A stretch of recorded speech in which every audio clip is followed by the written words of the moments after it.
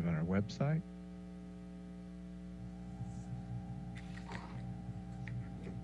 Did y'all see that Eddie Van Halen died today? Oh yeah, I saw that. Yes. Guitar player. 65 years old. That was hard to believe too, that he was 65. I thought you said 63. Well, I thought it was 65 too. It's just Jump. He was. He's Jimmy's age. yeah, right. Jump.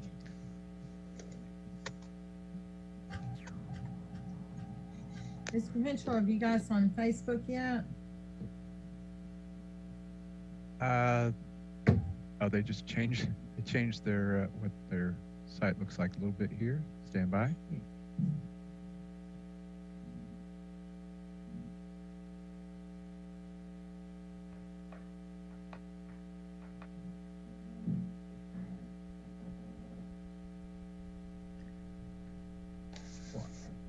Okay, we are live on Facebook. Wonderful. Give me just a minute to share it, and I will begin the meeting.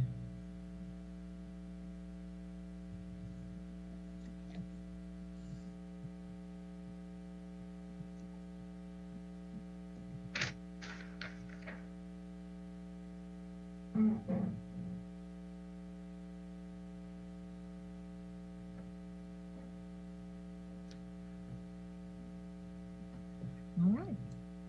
Hey, good evening, everyone. It's actually 6:03. We're late getting started tonight, but I'd like to welcome you all to the October 6th, 2020 meeting of the Gallatin City Council. We have the disclaimer or the disclosure that we have to read at the beginning and have the council vote on so that we can hold this meeting electronically. So I'm going to read this, and then I will entertain a motion from the council. This says, pursuant to Governor Lee's executive orders number 16, number 34, number 51, and number 60. There's another. Is there another one since then, Ms. Hamacali? She may be muted, but regardless, I know that those cover it, and one other may as well. And the need to limit the community spread of COVID-19. The October 6, 2020 Gallatin City Council meeting will be held by electronic means. The meeting will be live streamed to protect the public health, safety, and welfare of the council and the citizens of Gallatin. You can watch the live stream on cable channel 19, which is Comcast, on our website at gallatintn.gov, or on Facebook. You can join the Zoom meeting at, can we put that up there where people can see it? I'm only seeing the PDF symbol, Mr. Henschel. I'd like people to be able to see the link. I'll go ahead and Sorry read about that. It's https://us02web.zoom.us/J/.84183536469. There it is for you right there. That's the link that you would go to if you want to join the Zoom meeting. And you want to join the Zoom meeting if you want to comment on anything that is on the agenda, or make any other kind of public comment, or participate in the public hearings that are being held tonight. You can also go to our website, which is gallatintn.gov, and you'll be able to click on the Zoom meeting link there that will also get you into the meeting. Alternatively, you can call to participate in the Zoom meeting. You may do that through these phone numbers. One is 470-381-2552 or 470-250-9358. The webinar ID, if you're calling in, is 841-8353-6469. So that's the information on joining the meetings tonight. At this time, I will entertain a motion from the council to continue and hold this meeting electronically. Motion approved. Second. Motion by Councilman Overton, second by Councilwoman Love. With that, I'll ask Ms. Kittrell to call the roll to take the vote. Vice Mayor Camp, Aye. Councilman Alexander, Yes. Councilman Fan, Yes. Councilman Fennell, Yes. Councilman Hayes, Yes. Councilwoman Love, Yes. Councilman Overton. Yes. Mayor, we have 7 ayes, 0 nays. Thank you. With the unanimous approval of the council, we will move forward with conducting this meeting electronically. We'll begin tonight, like we do all of our meetings, with the invocation. And like we do most of our meetings, we're going to have Councilman John Alexander pray for us. If you would bow, please. Yes, let our heart pray. Eternal gracious God, once again, we come with thanksgiving in our hearts. We thank you, dear Lord, for the city of Gallatin and all our first responders and all those who helped take care of our city. I pray, oh God, that you would bless each council member tonight, that everything we say and do will be pleasing in your sight. In Jesus' name I do pray, and every heart said, amen. Amen. Amen. Okay, now Ms. Kitchell, if you would officially call the roll for the record, please. Vice Mayor Camp, Present. Councilman Alexander, Present. Councilman Fan, Here. Councilman Fennell, Here. Councilman Hayes, Present. Councilwoman Love, Here. Councilman Overton. Present. Mayor, we have a quorum. Thank you so much. Next item is the approval of the minutes, and we have the minutes from the September 1st, 2020 City Council meeting and the September 15th, So 2020 move. Council meeting. Second. Motion by Councilman Alexander to approve them, a second by Councilman Overton. Is there anyone who has any corrections or additions to the minutes? Ms. Love, I'm looking at you. I guess not. No, you're Okay, with that, Ms. Kitchell, if you would call the roll for the approval of both sets of minutes, please. Vice Mayor Camp, Aye. Councilman Alexander, Yes. Councilman Fan, Yeah. Councilman Fennell, Yes. Councilman Hayes, Yes. Councilwoman Love, Yes. Councilman Overton. Yes. Mayor, 7 ayes, 0 nays. Thank you so much. Now we will go to public recognition on agenda-related items. This is the time of the meeting where people may speak to any issue that is on the evening's agenda. This is a comment period. It's not a question-answer period. It's so that you can share your concerns or thoughts related to anything on the evening's agenda. I will remind you that there are 3 public hearings on tonight's agenda.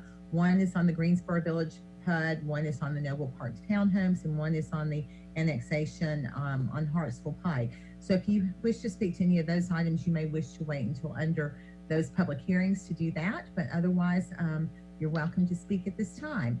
Mr. Henschel will be going through those who are in attendance virtually and on the telephone. He will either call out the last numbers of your telephone, or he will identify you. There is a raise your hand function. If you'd like to speak, we ask that you raise your hand, and then Mr. Henschel, I'll let you give further discussions because I forget, I don't remember what it is if you're on the telephone, how to raise your hand, but I will turn it over to you now for a public comment. Very good, Mayor. If you're on a desktop, you'll mouse over the bottom of your screen and you'll see the raise your hand function. We don't have any callers by phone, but if we have someone who joins us, you use *6 to toggle your mute and *9 to raise your hand. And you do have to unmute yourself once you are called upon, just as a reminder. That's correct. I'm standing by. I don't see anyone that's raised their hand just yet.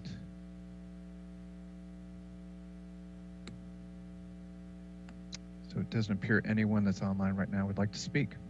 Okay, well, very good. With that, we will close public recognition on agenda-related items, and we will move on to mayor's comments. My only comments this evening are I do want to compliment those who worked hard this past weekend on the Main Street Festival, the volunteers who participated, certainly our city employees who helped prepare for it and who helped man the festival on Saturday, particularly on the police department side and the public works side, because they were busy picking up trash. It was a good crowd. I think people were respectful of each other's space. But I think it was certainly some of the most beautiful weather we've seen in a day that people certainly enjoyed. And I hope that the people who were here participating as vendors had very successful days, and I hope that our downtown businesses had some good success on this day too. And we look forward to future festivals with less restrictions.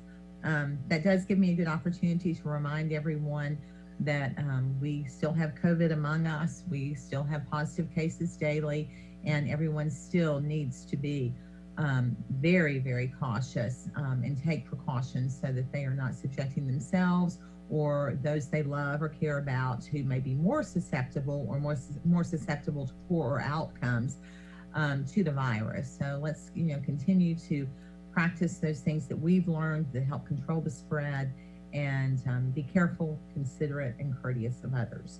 Finally, I'd like to mention that Channel 2 WKRN in Nashville has been giving Gallatin some positive attention lately, which we always appreciate. They are talking about our growth, but largely it's on the job front. Last week they did a great story about us, and then tonight we've had 2 stories air. One was at 4 and one was at 5. And I'm certain that you'll be able to find one version of the one version online at least, but that's WKRN Channel 2 here in Nashville. When I'm looking for a story, I usually go to either their Facebook page or their website and Google Gallatin. So thanks to them for telling our story up here. It's always nice when we get some attention from media outside of Nashville. With that, I'll close Mayor's comments. I'll move now to the agenda.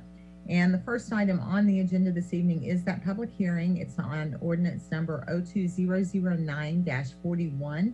I'm going to recognize Councilman Hayes to introduce this. Yeah, this is an ordinance of the city of Gallatin, Tennessee, rezoning portions of 2 lots and portions of 2 parcels totaling approximately 10.02 plus or minus acres of the Greensboro Village PUD, less right-of-way of Greensboro Drive and Greenleaf Boulevard from the R6 high-density residential district to the MRO, PUD, multiple residential and office planned unit development district, located east and west of Greensboro Drive, authorizing the revision to be indicated on the official zoning atlas, repealing conflicting ordinances and providing for severability and providing for an effective date. All right, this is a public hearing. And the public hearing is now open. If anyone wishes to speak, the directions will be the same as they were for public recognition on the agenda-related items. I'm going to turn the meeting over to Mr. Henschel to see if he has anyone who would like to speak to this. Okay, just waiting to see if anyone would like to raise their hand. Just as a reminder, mouse over the bottom of your screen, you'll see a raise your hand button. We've got one caller, but that's Parks and Recreation. I don't see anyone wanting to speak. Okay, with no indication that anyone is wishing to speak, we will close public hearing on ordinance 02009-41. Item number 2 is public hearing on ordinance 02009-42, and Vice Mayor Camp is recognized.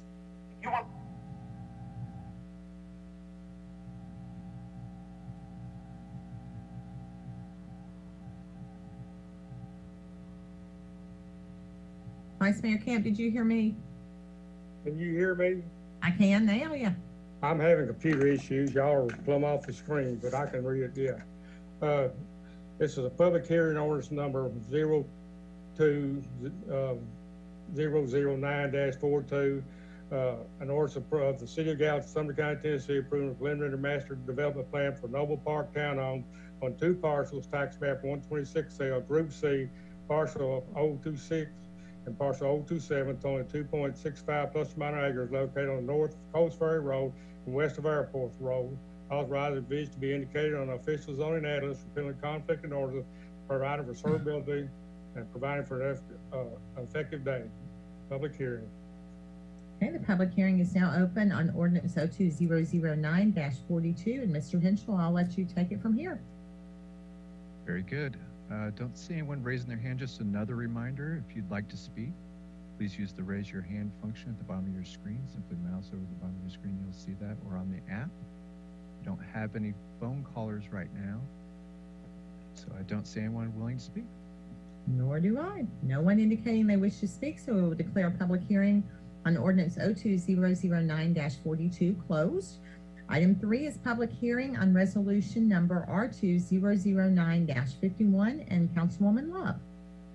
Thank you, Mayor. This is a resolution of the City of Gallatin, Tennessee, annexing a 12.91 plus or minus acres of Hartsville Pike right-of-way located adjacent to the current city limits from Airport Road to west of Hartsville Lane, private, authorizing the annexed right-of-way to be indicated on the official zoning atlas, authorizing assignment of annexed area to a council district, repealing conflicting ordinances, providing for severability, and providing for an effective date. This is a public hearing. Okay, public hearing on resolution R2009-51 is now open. Mr. Henschel, you can find out if anyone would like to speak in this public hearing. Okay, we'll just give someone just a few minutes if they'd like to speak. Oh, by a few minutes, I mean a few seconds here. Remember to use the raise your hand function. And still no takers, Mayor. All right, thank you. With that, public hearing on resolution R2009-51 is closed. We will move to item number 4 on the agenda, and we are about to have the Chuck Stewart and Susan Hamacali show because we have several dangerous building complaints and show cause hearings to conduct. So we're going to begin with the first one, which is hearing on 511 Bly Street, and I will turn it at this time over to Ms. Hamacali. Yes, good evening, Council. We do have several hearings tonight for dangerous buildings, and I will let you know that my office sent out notices for all of these. I've only, since we sent out the notices, had contact with one of the owners or anyone interested in those properties, and we will get to that later on, but I just want to remind you that I will be giving out information as to how we got notice out to all of these individuals and or heirs, because several of the owners are deceased. And you are to listen to testimony from Mr. Stewart to determine if the building you believe is deemed unfit and dangerous, unfit for human occupation. And if you find that the testimony was sufficient for that, then what you're going to have to do is to issue written findings of fact and authorize an order based on those findings. And you must command the owner to either repair, vacate, or demolish the building. And you need to allow some time for the repair or demolition to prevent the acquiring of a lien against the land. And so we're going to start with 511 Bly Avenue, and this is Luther Brooks' property.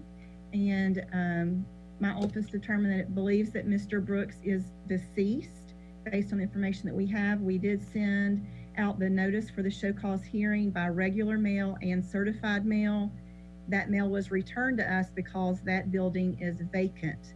We then published the complaint in the Gallatin News on September 17th and September 24th, and we have not had contact from anyone with interest in that property as of today. So I'm going to now let Mr. Stewart speak and tell you about the building and list the reasons why he has deemed that it's dangerous and unfit for human occupation or use. Thank you, Ms. Susan. Mayor, Council, tonight I have Kevin Black, the inspector, with me. Kevin's a combo inspector in our department, does mechanical, plumbing, building, electrical, and he is the one that's been dealing with our blighted properties. So if you have any questions about any of these, he's here to answer any questions. 511 Bly Street, we find the building is unsafe, unsecured, and unsanitary. There's a rubbish accumulation of trash and other assorted paraphernalia there. The sitting joists, the roof rafters, the roof decking is broken and water damage. Doors and windows broken and water damage. The porch roof has collapsed. This house is continuing to deteriorate even since we've put it on our list out there. Our recommendation on this piece of property is to demolish.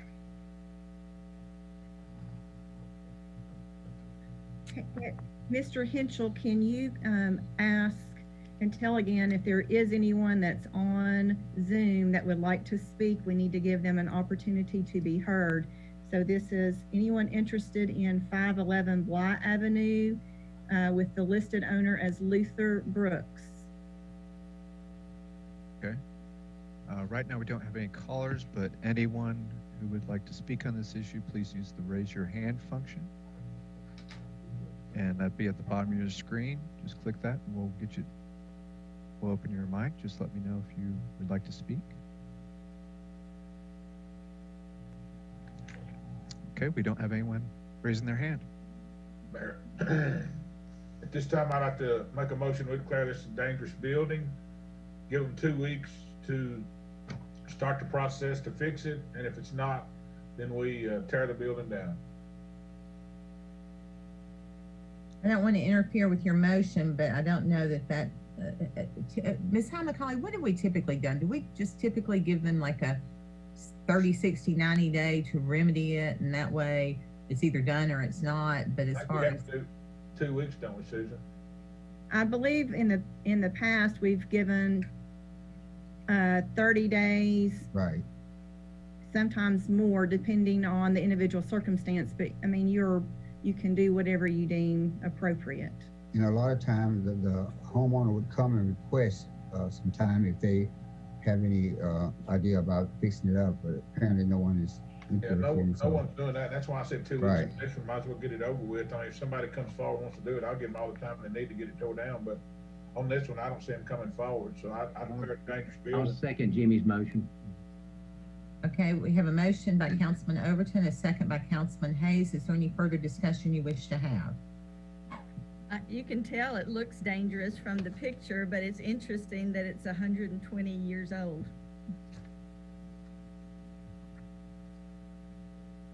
Good lumber back in them days. Anyone You else? remember when that house was built, John? No, sir, I do not. Thank you. Reel it in. Anyone else wish to discuss this property before you vote on the motion? Okay, Ms. Kitchell, if you would call the roll, please. Vice Mayor Camp, Councilman Alexander, Yes. Councilman Fan, Yes. Councilman Fennell, Yes. Councilman Hayes, Yes. Councilwoman Love, Yes. Councilman Overton. Yes. Mayor, 7 ayes, 0 nays. Okay, thank you very much. Item number 5 is dangerous building complaint and show cause hearing at 756 East Main Street. Ms. High McCauley. Yes, so 756 East Main Street, we did send the complaint by regular and certified mail, and we were notified that the certified mail was just picked up today. Now, this property is a little different because we do know that there are some heirs out there, and there is someone who's been appointed by the court to administer this estate. It is an attorney, Tina Vincent. My office has been in touch with Miss Vincent. It was my understanding that she was going to be contacting Mr. Stewart, but I don't believe that that has occurred by today's date. So we did send it by regular and certified mail, and we also published it in the Gallatin News on September 17th and the 24th. And so again, I'm going to turn this over now to Mr. Stewart to give you testimony as to the conclusions of his office. Thank you, Ms. Susan. 756 East Main's a little different than the others that we seem to have, is that this house has had other complaints prior to it becoming a dangerous building. And Jessica Jackson, who is the property maintenance officer for the PD, is online tonight and can answer some questions or can fill you in on some of the blanks here. But the house had a fire in the basement, which burnt the floor joists. Our concern now is that is the main support for that structure out there, and it has no electric power at the house. There's unsafe electrical wiring now that has been burned in the fire, and broken water, damaged ceiling joists from the fire department going out to take care of the fire there. And but there's other issues with the property other than just the house being in this state, in this condition. Our fear is that people keep going into it and the floor joists are burned as they are. That's the main support of that house. If it fell and you were in that place, you'd be in bad news situation right there. But if you'd like for Miss Jackson, she is online and she can she'd answer any questions you might have. Our recommendation for this house is also demo. All right. I'll make a motion. We declare it a dangerous building and give them 30 days to come forward. If not, start the process. I second that 30 day. Have a motion to give the property owners 30 days to, I guess, you're saying to demolish or remedy the situation, or Come forward to us and let us know that they yeah. are trying to do something. Yeah. Is that sufficient, Ms. McCauley? I mean, do we need to define that? Well, if you're giving them 30 days to come forward, then they've got 30 days to come forward, and then you're going to have to give them, I suppose, additional time to make repairs. I do know that there have been some people that are interested in purchasing this property. Well, then how should I word my motion? Just 30 days, and then if I mean, I thought that's what we did on the last one. No, I'm sorry, go ahead, Mayor. We gave the last one, we gave them 2 weeks to demolish it because. Okay, well then I'll give them 30 days and then we demolish it. I'll change my motion. So you're saying 30 days demolition? Yeah. But if someone's interested in, well, I guess if they came forward within that time and said, hey, we don't want to demolish it, we want to fix it, this council would consider that, is that Correct. fair? Yeah, and it happens a lot. So yeah. Okay, Councilman Alexander, are you Yes, okay with that? I second that. We have motion and a second for 30 days. And is there any discussion? And I will say, I know that Miss Jackson has dealt with issues at this property for some time. I don't know that it's going to do any good for you guys to hear additional details.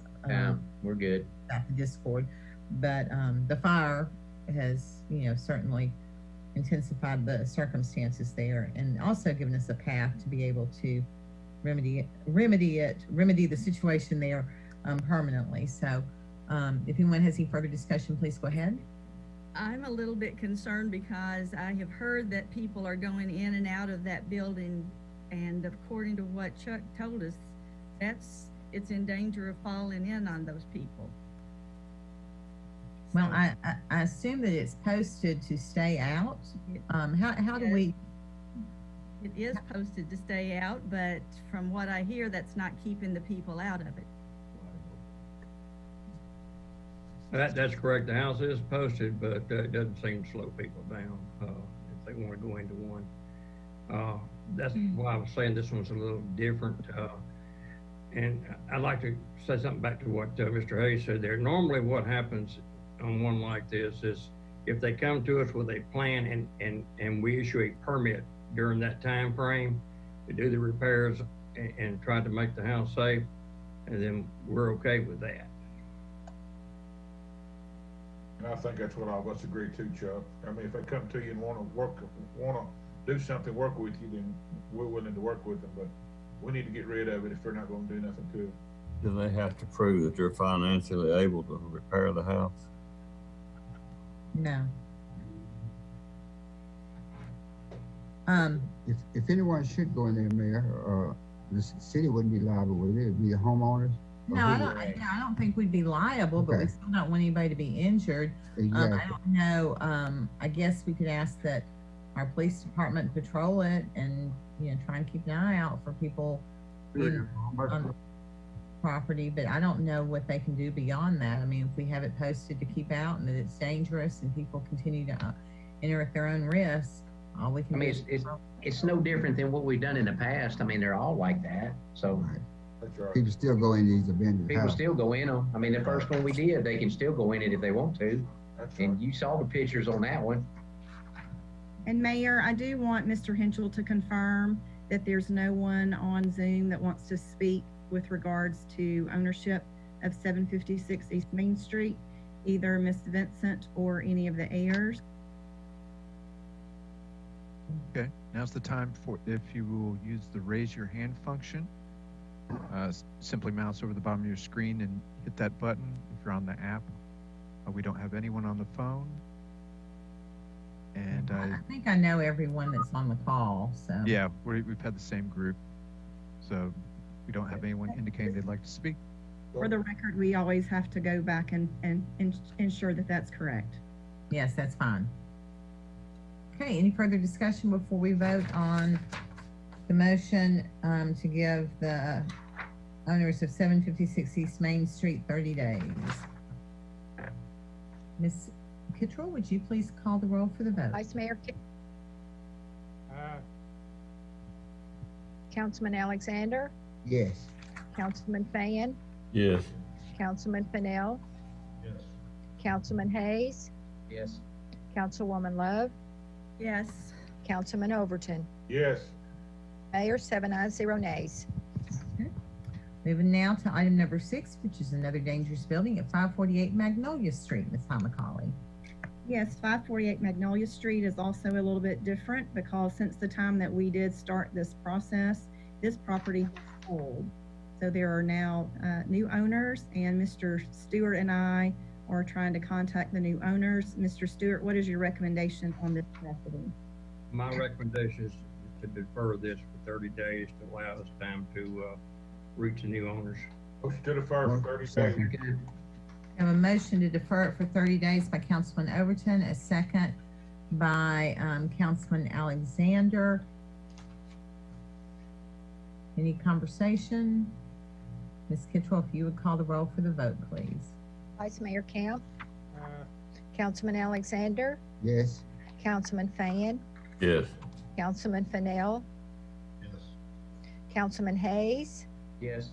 Councilwoman Love, Yes. Councilman Overton. Yes. Mayor, 7 ayes, 0 nays. Thank you.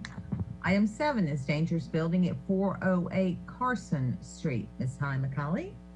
Yes, 408 Carson Street. The current owner that we have listed is Ruby Vaughn. It's our understanding that Ms. Vaughn is deceased. We sent regular and certified letters to the address. They were returned because the property is vacant. We did publish September 17th and September 24th in the Gallatin News. To date, we've not had anyone come forward, any heirs or any other party that's interested in this property. So I'm now going to turn it over to Mr. Stewart to give you testimony and for him to give his recommendation on this property. This property falls under the same conditions as most on the list tonight. There's no running water, there's no working bathroom, the ceilings are falling in, the exterior of this one is starting to fail. This house was first tagged in 2012 by the previous building official. So here we are 8 years later with the same structure there, and we recommend demolition. Any time frame? I recommend in 2 weeks. I make a motion 2 weeks. Second. Okay, we do need for someone to make a motion that it be deemed a dangerous building unfit for human occupation. I As make a well. motion for it be deemed as a dangerous building. Second. I have a motion by Councilman Alexander that it is a dangerous building unfit for human occupation and giving the property owner 2 weeks to demolish, seconded by Councilman Hayes. Is there any discussion? And Mr. Henshaw, I want you to also check and see if there's anyone on the line who may wish to comment.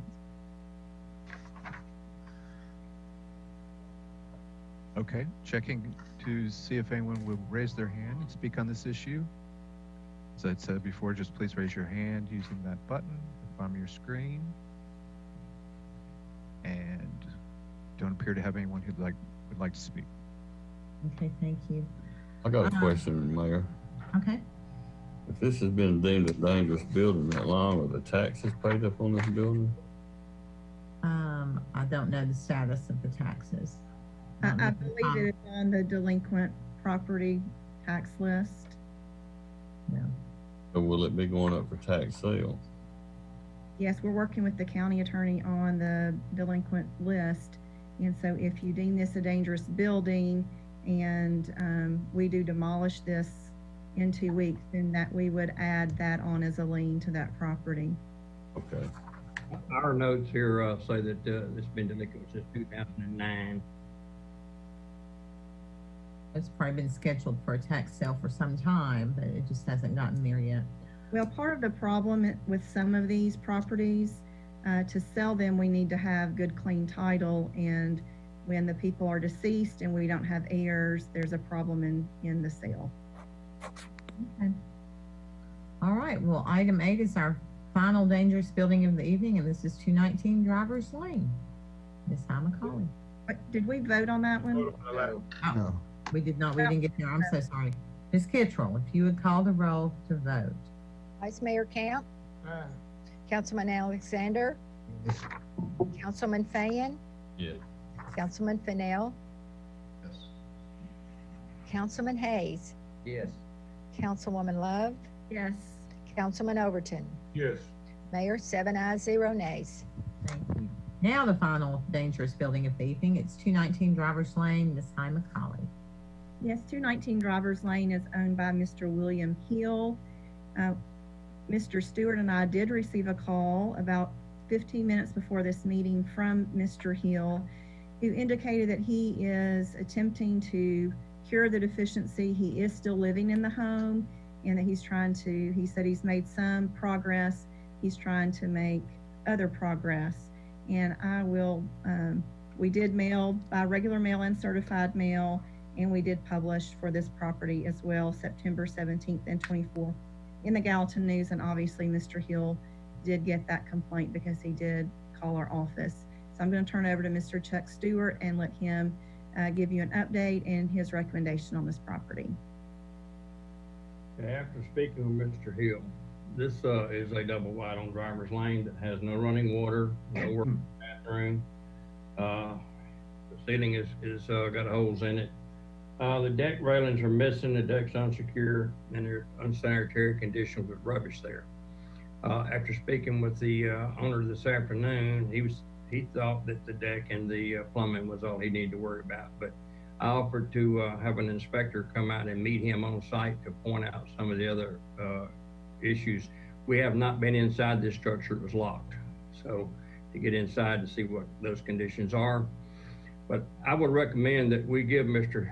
Hill 30 days to, and I told him this in our conversation, that we would ask for 30 days for him to get a plan in action and start bringing the home up to living condition, because at this point he's living there and it's not living conditions. Motion to defer for 30 days. Second. So we're going to defer it for 30 days, or is that what you were saying, Mr. Stewart, or you were saying we're going to give him 30 days to? My recommendation would be demo the building, but I told him that we would try to work with him. He'd have 30 days before that demo order took place. Isn't this guy living, didn't y'all say he's living in the house? But there Yeah. are. I'm sorry. There are photos, Mr. Stewart, you said you haven't been in this property, but there are actually photos in the packet of the interior, and I don't know. I mean, I hate that someone's living here, but it is obviously unfit for occupation. What I'm saying is we haven't been in since he decided he was going to do something with it. Oh, okay. Explain that well enough. But talking to him, he's an old veteran, and I think he needs some help other than just he has no transportation, and so I think that I could reach out to someone to maybe get him some help out of the VA. They're not going to rebuild his place, but maybe they could help him in other ways. That's the reason I told him, I said, we're going to ask for a demo on the structure. We'd like to give you 30 days to see if you can come up with a plan. Okay. Mr. Stewart, can you hear? Mayor, James Fenton here, Economic Development. Okay. I have people that will help this man. We have businesses that are moving into the community that are owned by folks that are out of the service, and I'm guessing that we can help this man. I would ask that you guys give us 60 days to put together a conversation with these folks to ensure that we can make this man whole. As a veteran, I think it's important that we support this man, and I would like for this body to give us 60 days to bring help to this man. I'm gonna go back to my motion. I'm gonna ask to defer it for 30 days, and we'll get an update in 30 days, James. And then if we need some more time, I'll be willing to give that as well. But I just want to get an update in 30 days to see where we are with it. Okay. Okay. That's my motion. Agreed. Second. Okay, I think Officer Jackson wanted to say something. Am I right about that? I just wanted to give you guys a little bit more background, maybe to help you understand what's going on down there. He's been living without the running water since, I think, 2015 was when I first got this case. He is using the bathroom outside in buckets. I'm not sure when those pictures of the inside were taken, but he has a wood burning stove inside the home. No electricity the last time I was there, which was just a couple of weeks ago. He has a daughter that we've reached out to in the past.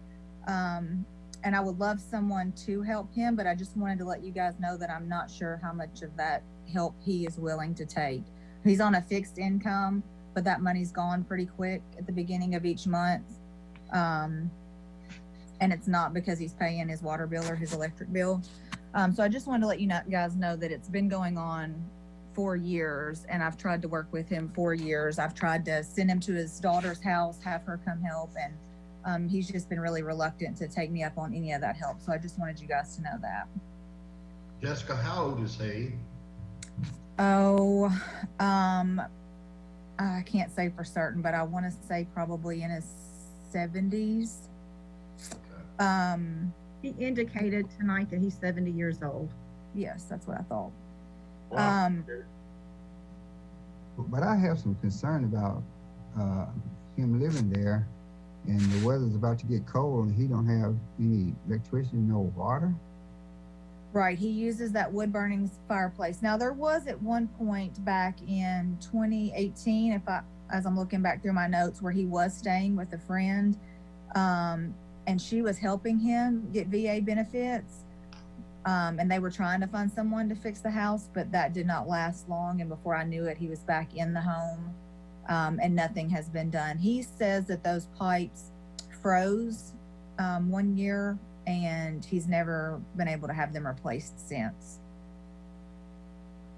Wow, thank you. I'd like to interject, excuse me, but I'd like to interject that we have a veteran-owned company that has moved into the city, has invested tens of millions of dollars, and most likely can and will support this gentleman. Please give me, Jimmy, I'll agree with you 30 days. I'll be in contact with them. And I'm guessing that we'll be able to get some help for this person. Good. Like Jessica said, he might not take any, but I appreciate your help, James. I really do. But my motion's still to just to put it off 30 days, and that's it until we get an update on it. Okay. I second it.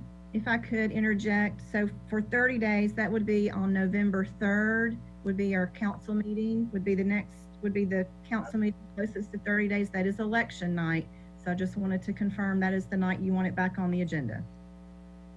I'm fine with that, unless we're not. We already have another one deferred for 30 days, unless they want to go back. That would be on the item 4. I'm fine with that. November 3rd.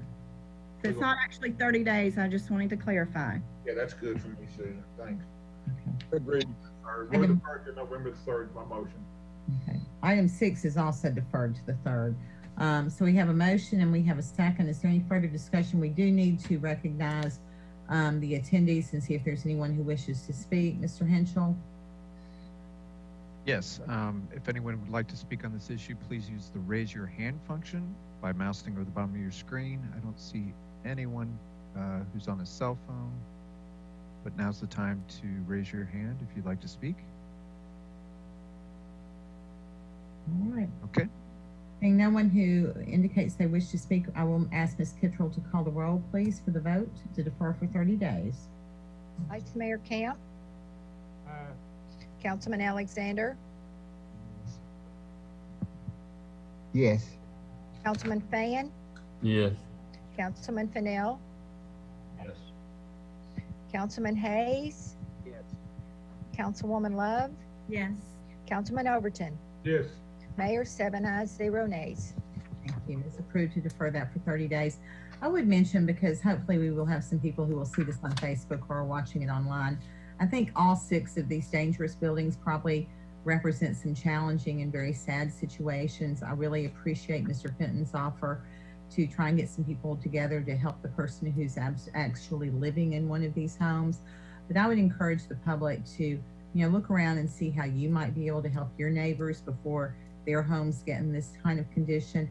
And also, if you happen to know any of the heirs to some of the deceased owners or anyone who might be associated with any of the properties that we've been unsuccessful in reaching, have them call us and let us know who they are. And because we don't want to put liens on people's property, we don't want to decrease the value, and we want to give them an opportunity to improve it if they have the ability to do that. So I just want to offer that, because I really do hate it when we have to look at these dangerous buildings, but we have to do it. We have to do it because we don't want people getting hurt, and we want to improve things where we can. So with that, I'll move on to item number 10, which is second reading on ordinance 02-009-43, and Councilman Fennell. Thank you, Mayor. This is ordinance amending Gallatin Municipal Code, Chapter 5, Buildings and Building Regulations, Hold on, you said number 10, it's number 9 that I need to back up and read, Mayor. You're right. I am so sorry. Skip 9. Thank you. Okay. This is a second reading of ordinance number 02009-40. This is an ordinance appropriating $127,769 for Project Wool Hall for engineering. Yes, it's motion to approve. Second. I have a motion by Councilman Fennell, a second by Councilwoman Love, and opening the floor for any discussion. And there is none, so Ms. Kittrell, if you would call the roll for the vote, please. Vice Mayor Camp. Councilman Alexander. Yes. Councilman Fan. Yes. Councilman Fennell. Yes. Councilman Hayes. Yes. Councilwoman Love. Yes. Councilman Overton. Yes. Mayor, 7 ayes, 0 nays. Second reading on ordinance 02009-40 passes unanimously. Going now to second reading on ordinance 02009-43, and Councilman Fennell, now you can read this one. Sorry about that. That's okay. All right, now this is the ordinance amending Gallatin Municipal Code, Chapter 5, Buildings and Building Regulations, Section 5-58, Amendments to International Building Code. Motion to approve. Second. I have a motion by Councilman Fennell, a second by Councilman Alexander. Opening the floor for any discussion.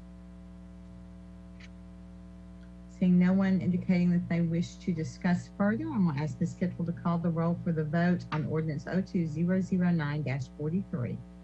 Vice Mayor Camp. Councilman Alexander. Yes. Councilman Fan. Yes. Councilman Fennell. Yes. Councilman Hayes. Yes. Councilwoman Love. Yes. Councilman Overton. Yes.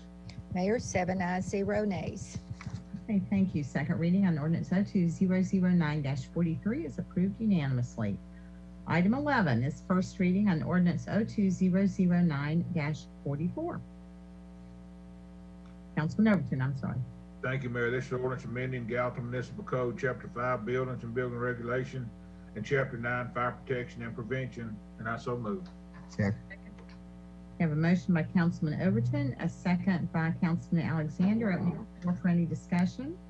Is this about the sprinkler systems as far as the square footage of the buildings? Mr. Stewart, do you want to discuss this, please? Now, this is about removing the planning region from our ordinances because the county's taking the planning region away. Okay, I'm all right. How the county a couple months ago passed that they had control over their region, and so there's no sense in us having that same thing. And I'm sorry, Mr. McCord, I should have called on you. I think he's here. Yeah, he's here. Sorry. Anyone else?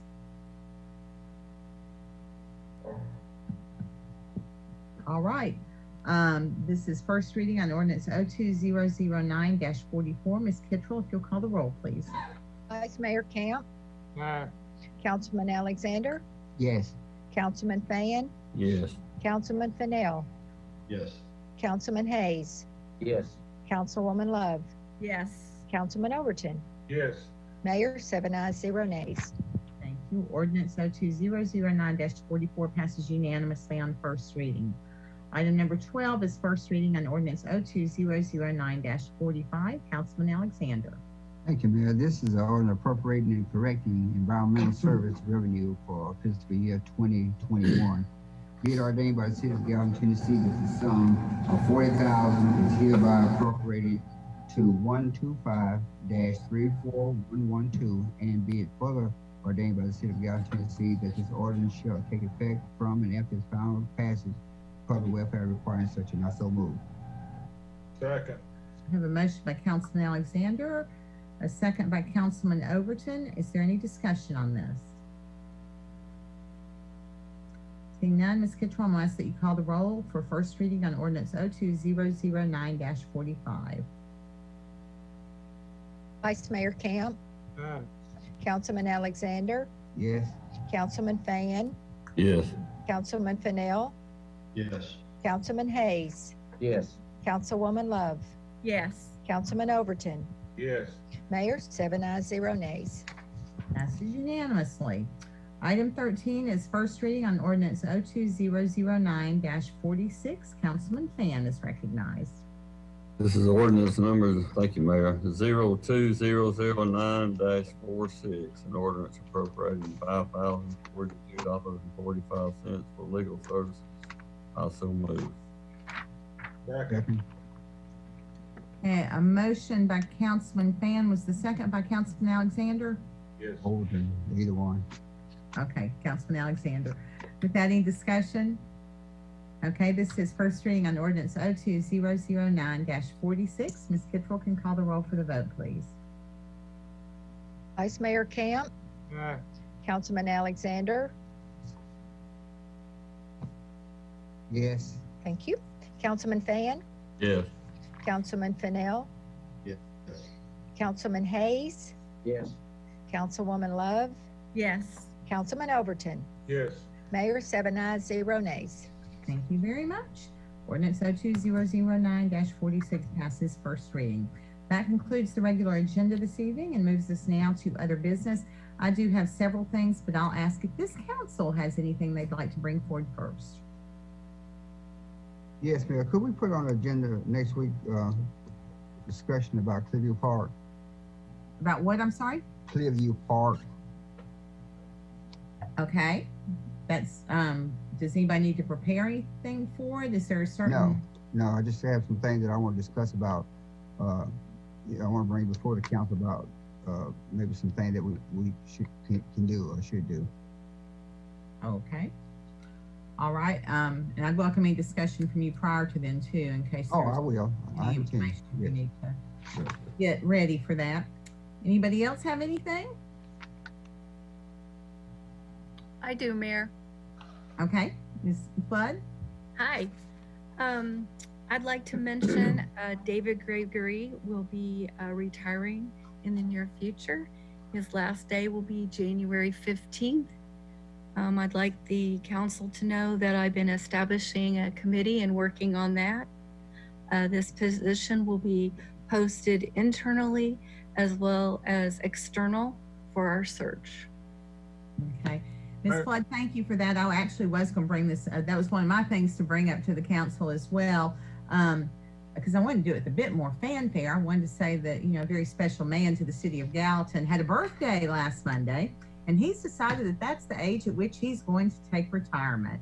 And so we're going to be very sad to see David Gregory go, but we do have to plan for his succession because he's built quite the successful utility, and we know that it's very, very strong and thriving, and we want to keep it on that path going forward, both out of respect for his legacy and for the sustainability of our and well-being of our city. So I kind of wanted to get feedback from this council as to how you want to move forward. I mean, I don't think it's any secret that there is an assistant superintendent of Gallatin Public Utilities that is potentially interested in this position. And I didn't know if this council had feelings about how they would like to move forward, about whether we do this. I got one comment, if I may. Certainly. I would love, before we move forward, to have the opportunity this week for me to meet with Mr. Gregory and Mr. Kellogg as far as that's concerned. I would just like to have a discussion with them before I decide which way I want to go. So I would just ask, could we put this on hold until maybe the next committee meeting and give anybody else an opportunity that wants to talk to Mr. Gregory or to Mr. Kellogg an opportunity to speak with them before we move forward? I like that idea, Mr. Overton.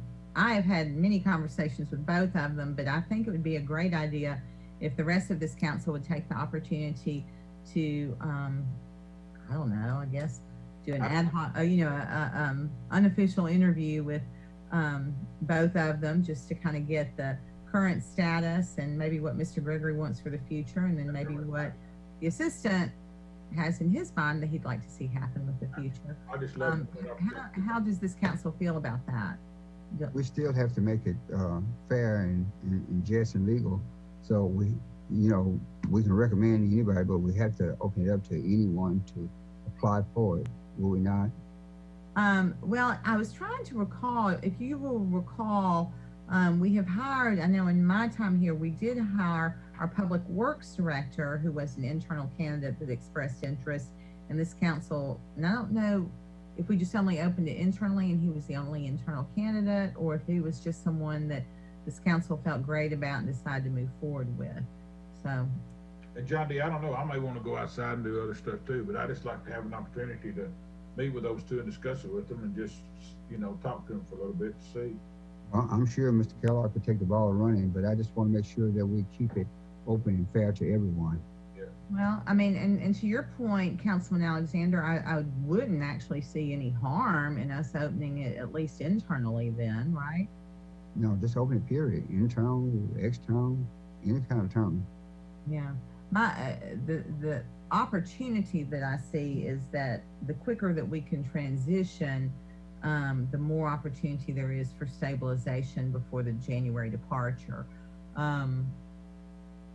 Ms. Flood, how do we typically do the internal applications and then the external? Because usually we open one first and then the other if there's no internal applicants that fill the bill.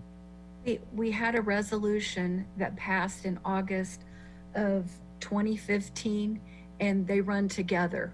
So we would put a posting up internally as well as start the external search. Okay, so that's how we would do it. So what Councilman Alexander, Councilman Overton, I've heard from you all. Anyone else want to weigh in at this point, or? The only thing that I'd like to say, I did talk to Mr. Gregory today, and I talked to Mr. Kellogg also today. In a business like that, there's a lot of mechanical issues and stuff, and knowing where lines are or how something's made or how something's done. You know, my opinion here is that Mr. Kellogg has had his finger on that pulse for a long time, and he pretty much knows how a lot of things are done and handled in the city. And I'm not saying that we shouldn't go out and look for somebody else, but I think as far as a candidate goes, I think he knows more about the workings of this department than anybody else, you know, that we've got, or anybody else could even possibly come in. Are we not required to advertise it legally? Ms. Macaulay or Ms. Flood, do you all want to weigh in on that? At this point, we need to follow the resolution that we have done in August of 2015. Do you agree, Susan? I do, and I'll be happy to. I know that Amy Martin in my office emailed that to Ms. Flood this morning, and I will email that to all of council tonight or in the morning. So if that's what we are bound by, which I didn't understand that that's what we were when we had earlier discussions, then certainly what I say we go ahead and do begin that, right? Council agree here on that? Yes. I'll still have a conversation with him, but I'm okay. Absolutely. Yeah. All right. Okay. Anyone else want to say anything before we move on to the next item? Will they go through the interview process? Yes, sir. Yes. I mean, if we do the postings and we have a committee that reviews candidates, then yes, it wouldn't be right not to have an interview process. But I think what Ms. Flood's saying is there'll be a committee that'll take the applications and get it down to like we did before, 5 candidates or something, and then we interview those, and we'll decide who we hire after we interview those. Is that correct, Ms. Flood? Yes, like you've done it in the past. Mm-hmm. Just like we did when Ms. Flood come on board. Yes, same process. All right. Thank you. You're welcome. Yeah, I was, I guess, just confused because of the public works hiring, because it was not done that way, and that's why I thought this process came into effect after that hiring. Good. Okay. All right. Well, I appreciate that, and I'm glad y'all keep up with the dates and the laws that govern us. That's why you're here, and that's why we depend on you, and I appreciate that. Is there anyone else from the council that has anything this evening? I have 2 more items. Okay. Next item that I would bring to all of you is that this is October 6th. This is the date through which we said that we were definitely going to meet electronically. We do have allowance via the governor's EOs to continue meeting electronically through the end of October. However, this body needs to make the decision if that is what they desire to do. We can certainly return to meeting in person if you want to, or we can, if you choose to stay electronic, we can do that as well. I do want to be clear because I've had the question offline. There really is not an opportunity to see without a production studio. There really is not an opportunity to merge the two options. We either need to be in person or we need to be virtual. I will say if we can meet in person, we will certainly go to extra efforts to accommodate anyone who wishes to attend in person. I can see a scenario by which people can submit their comments prior to the meeting, either in writing or say they want to in video, and we could share them that way prior to the meeting. If they didn't want to attend in person, and if they want to attend in person but not stay in chambers, we could certainly have them wait in other areas of the building so that they're not, they don't have to be around other people if they're not comfortable. I said let's do it to the end of the month, and then 1st of November we'll go back live. We'll go back to in-person meetings. If everything's good. Right, we gotta play by ear. That's correct. Yeah, play by ear. That's what I recommend. Okay. I mean, if you do it in person, we're gonna have to go through extra expense and everything to separate all of us and everything like that. It's just gonna cost extra money to do that. Well, we are prepared for meeting in person. I mean, MacGyver, as I affectionately call Mr. Satterfield, has actually constructed some partitions so that people could sit in our assigned seats and have some barriers between us. They're not pretty, but they do the job. And like I said, we could make accommodations certainly for the public. I would probably ask our department heads to only attend if they had something on the agenda, just to keep them separated. But anyway, Councilman Overton, I'm gonna ask, is that a motion? Yes. Second. Second, Mr. Hayes. Okay. Yes. I have a motion and second. I would invite anyone else to discuss if they so desire. I'm sorry, what was the motion? I apologize. Extended through October. Okay. And we start back live meetings in November if everything stays like it is now. We'll bring it up again the end of October. Well, it also will depend on the Yeah, governors. the governors would have to extend. Correct. It as well. All right. So a motion and second. Any further discussion from anyone? This helps me a little because as far as I know, I'll be out of town next week. So I would be more likely to be able to do it electronically. Good. Okay, Ms. Kittrell, I'm gonna ask that you call the roll for the vote, please. Vice Mayor Camp. Abstain. I'm sorry, did you say abstain? Yes, ma'am. Okay. Councilman Alexander, Yes. Councilman Fan, Yes. Councilman Fennell, Yes. Councilman Hayes, Yes. Councilwoman Love, Yes. Councilman Overton. Yes. Mayor, we have 6 ayes, 0 nays, and 1 abstention. Okay. So we will continue our meetings electronically through the end of this month, and we will publicize that accordingly and make sure that the public is aware. The final thing that I just want to make you all aware of is you may or may not have been following the CARES Act money that comes down to the states that's been distributed to the cities and counties. Rachel Nichols and Suzanne Gearholt have been staying on top of that for our city. This latest group of funds actually had some requirements on it that are changing, but like I said, they're staying on top of it.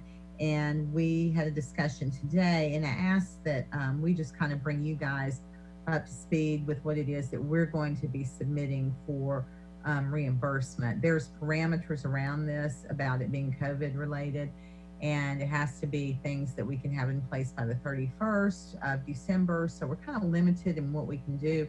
But essentially, what we are getting is money from the state that demonstrate a use for related to COVID mitigation or prevention or treatment, if so be. And so, Ms. Nichols, if you're on the line, I'm going to let you speak to that a bit. I'm here. There you are. All right. Yes, the state has changed the parameters as recently as last week as to what we can do. We were going down one line thinking that's how we had to spend these monies, and then they've changed it. We can actually use any police, fire, EMS, even though we don't have that, but we can use any of their salaries and benefits to claim these dollars. There's a little over $606,000 available for the city of Gallatin, and we can claim that money with just police and fire salaries. But we would like to also use those funds to purchase a cardboard baler because the amount of recycling has increased greatly due to COVID. We would also like to purchase a new glass crusher that handles a larger volume of glass. Again, we've had larger numbers from Mr. Wilkinson's report. More people are at home, they're doing more recycling, they're working from home, so instead of their trash being at their workplace in Nashville, their trash is at their home. So we're having more of those. We have looked at replacing all of the water fountains because of the potential for germ and contamination with water bottle refilling stations, and those are no touch, so they would be more sanitary. We're looking at purchasing some additional AV items for the council chambers that would make it easier for the public to speak without being present in the room with y'all. Currently, as our AV is set up in the council chambers, the microphones and the speakers wouldn't work. There would be feedback issues. And so we're looking at upgrading that system, which would allow ease for the public to not be in the room with you, but still be able to speak to you, possibly from the lobby or downstairs lobby. These are some of the items that we're looking at potentially using that $606,000 on. So we just wanted to let you know about those things. Got a question. Just those sound good. Is there has there been any kind of request from fire or police for any personal protection devices or equipment? I think they've pretty much been buying that kind of stuff all along because that's been vitally essential. And so what we're trying to look for is things that we can invest in that will help us long term that are also COVID related. You know, there's some other reimbursement funds that we've been using for PPE reimbursement and some other expenses that have been filed through various other funds coming down. But this is kind of thing that they're looking for you to either invest. It's a way to get some money back to the communities. And so we want to be able to use it in some things that are going to help us during this time, but also in the future. Right. And if anybody thinks of any other things that we might ought to consider, we should. The problem is they have to be in place by the 31st of December of this year, and we have to submit for them very soon. Like I think we've got to submit something next week. We have one deadline this Friday, and then the 1st of November is another deadline. Yeah, so we have to have everything final by the 1st of November. So we're open to what, you know, what makes sense, but we certainly want to get all of that money for purposes that can benefit our community. Don't want to leave any money on the table. So you have to ask for something specific by the end of next week?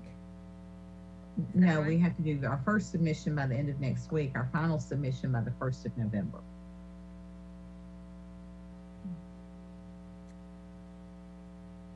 So what do you need from the council? Blessing or what? I don't know. I mean, not often that we get money raining down that we just, you know, submitting a list for. Rachel, you don't need anything from us right now, do you? Sounds like we just need to prioritize how you're going to use it. Yeah. No. What do you need from us, Miss Rachel, to get the ball going? Nothing. Yeah, okay. I think once we get approval from the state, we will obviously need you to allocate those funds appropriately. but between now and then, I think not. Want to pass up no And money. I think with the state changing the rules, as Rachel was mentioning, we may still have a little bit of flexibility because of that allowance for salaries.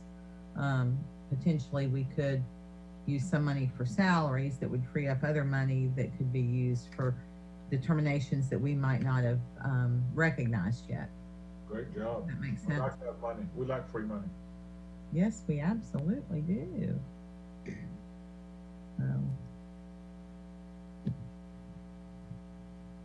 All right.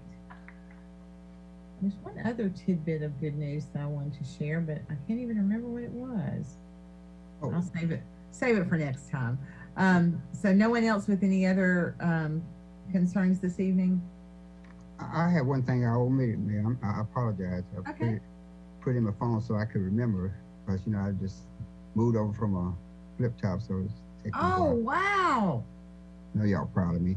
But on last Wednesday, you see all this stuff on TV, and they're always talking about Black Lives Matters and the danger with police and thing. There was an incident that occurred in front of my house on last Wednesday, about 6:30 in the afternoon, where this police officer stopped this young black guy, and he approached the car, and next thing I know, they was out there laughing, and the guy gave him a ticket or whatever. But I say all that to say this: we are blessed here in Gallatin to have the police department that we have that can deal with the situation. And I went over to the officer personally myself, and I didn't identify who I was. I just told him how much I appreciate the way he handled that case. And I never felt so proud of being a Gallatin black man to have the relationship with the police department that we have here in Gallatin. So hats off to you guys. Thank you so much. I think his car number was 678, I believe.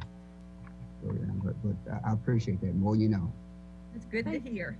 Yeah, thank you, Councilman Alexander. That warms my heart. And Chief Andy just gave you a thumbs up, so he's thanking you too. Well, it brought tears in my eyes, because you see all this stuff on TV, so I'm just glad Gallatin's not in that category. Well, it's so, Praise whenever we can find good and focus on it and bring people's attention to us, I think it helps us. It helps us with what's going on around the country, and this has not been an easy year for anybody. So thanks. Exactly. Good news. That's better than any news I would have had for you. So thank you, Councilman Alexander. With that, I'm going to move on to public recognition on non-agenda related items, and that means Mr. Henschel, I'm going to turn it over for you to give instructions again on how people can participate in public recognition on non-agenda related items. Very good. Now's the time in which you would press the raise your hand button by mousing over the bottom of your screen if you're using a desktop, using an app. There'll be a button for that. We don't currently have any phone callers, but if you join us by phone in the next few seconds, you will do *9 to raise your hand. And we do have 3 people already who've indicated they'd like to speak. We'll start with Mr. Jovance. Go ahead. Good evening, all. Just going to start by reading something out of the minutes you all approved. We say Councilman Fennell stated he was aware of the signs ordinance, so the minutes of the council 9/15/20. Now let's get back to business. I got a picture from a concerned citizen about a sign 10 days ago across the Civic Center in city property in a municipal park. So I contacted Josh King at Planning, asking him about what were the rules about putting signs, political signs on city property. And his answer was basically out of Chapter 2, Article 1, Division 1, Section 27-B, an official or employee may not use or authorize the use of municipal time, facilities, equipment, or supplies for private gain or advantage to any private person or entity, except as authorized by legitimate contract or lease that is determined by the city council to be in the best interest of the city. placing campaign signs on city property will be for the purpose of gaining votes or an advantage for a candidate and will be prohibited under the Gallatin Code of Ethics, sit in a previous sentence. So I sent a couple of emails to the candidate in question asking him to remove his signs. And as of today, the sign is still there, accompanied now by the sign of a second candidate for the same seat. So we are dealing with an ethics issue, so I would like the ethics officer to start an investigation because following what the city is telling me, it's a violation of the ethics code of the city, and I would like the city to remove these signs as soon as practical, probably tomorrow morning. I think the mayor, a couple of council ago said that, you know, staff need to be fair, so I'm asking you to do the right thing so it's fair. That's all I have to say. Thank you. Okay, thank you. Rosemary Bates, just raised your hand. Go ahead. Yeah, thank you, Jeff. I appreciate it. I wanted to thank the mayor and Jeff and Jasmine Grimm and the Economic Development Agency on behalf of all of our local manufacturers, which is at 70 plus at this time. The mayor announced on Friday with a live Facebook post that we were honoring the manufacturers with a proclamation. And during the month of October, Jasmine and Jeff have worked diligently recording videos of many of our local manufacturers. So there will be multiple videos over the month of October. Also, there is a compilation video that is already posted that I know they spent a great deal of time on. So if you're out and about and you're not familiar with who our local manufacturers are and the thousands of jobs that they contribute to our community and how valuable they are to our tax base, if you see them posting online or you go to their Facebook page or their websites, just give them a shout out, please. We'll be again showing you videos of different locations through the course of October. They are one of the reasons that we actually survived the pandemic as well as we did with the increased sales taxes that we've achieved. And again, we could not do that without the support of the council, all the infrastructure, and the department heads who work with these manufacturers. And again, just remember, October is Manufacturing Month, and we appreciate all your support and your continued efforts to keep Gallatin successful and growing. Thank you very much. Thank you. Ms. Renee Saunders, go ahead.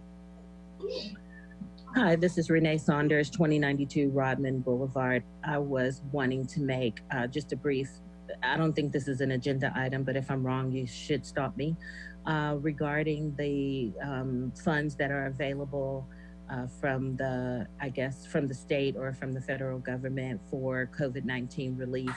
I would hope that with the plans that you all have, that you help the most number of citizens as possible in our city. And I was a bit concerned hearing that you all thought it was a great idea to use the funds to pay first responders that already get paid from city funds. I know that the children are back in school, although I don't have school-age children. If the children are back in school, maybe a way to make sure that they are safe and that their teachers are safe might be a better way to handle the money that you all call free money coming from the state. Thank you very much for allowing me to speak. Thank you. I don't see anyone else who's raised their hand to speak. Okay, thank you, Mr. Henschel. Ms. Saunders, I will address what you said. There are parameters. What we were saying was that the state is allowing salaries to be covered, but we said that we weren't going to use it for that because It's already covered in our budget of our tax dollars. Schools are not somewhere we would be allowed to use it because we don't have city schools. Those are county entities. You know, we're trying to follow the parameters that they give us, and we're not planning to use it for salaries. What you may have understood was I said that we have the opportunity to submit for the salaries, which would give us some leeway in being able to spend that money on other needs for the city. So I just wanted to clarify that. Also, I want to thank Rosemary Bates tremendously because she did what I should have done at the beginning of the meeting. Jeff and I are doing pretty well in the mayor's office, but Angela has been out and we are missing some things.